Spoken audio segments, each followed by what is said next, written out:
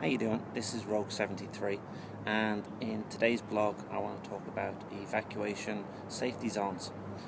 As you would have seen from the beginning of this video, I had come across a map of the area which had supposedly safety zones on it and where you're supposed to go in times of disaster.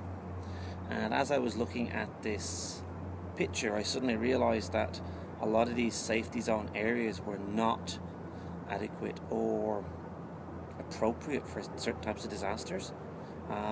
This area is right beside a port, as you also seen in the video, and if there is a massive earthquake in the vicinity, especially out in the sea near the port, then there is going to be a tsunami, which is basically a giant tidal wave which is going to come washing inland.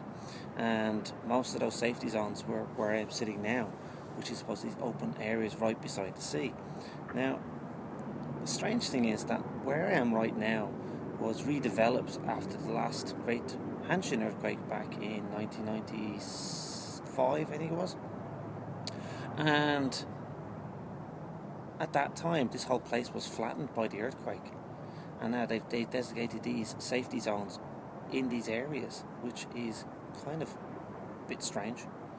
And it just shows to you that a lot of the time when governments set up these so-called safety zones or safe areas for you to evacuate to, these are planned out by city planners and not by rescue organisations, rescue people, or by archaeologists who would notify them that these are not the safest areas to be.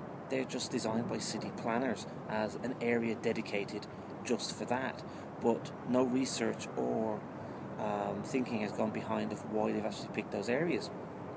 If you look back into New Orleans when they had the dreadful disaster there, people were sent to the Dome, and which turned into a massive big refugee centre for the homeless people because the homes were destroyed, but they couldn't cope with it because the facilities weren't able to cope with that amount of people living in it. The people who designated it as a safety area thought, well, hey, it's a stadium, it deals with thousands of people, on a daily basis to watch football matches. But watching a football match and living there is not the same thing. People's needs are completely different. So just to bear in mind that just because it's a designated safety area and it's closest to you, is it the most appropriate one to go to? For a case of here now, because if there is a massive earthquake and a tsunami, you want to get as far inland as possible away from the sea. So picking the safety zone here is probably not the best thing to do. Picking a safety zone in another location that's higher up the mountain would be more appropriate to do.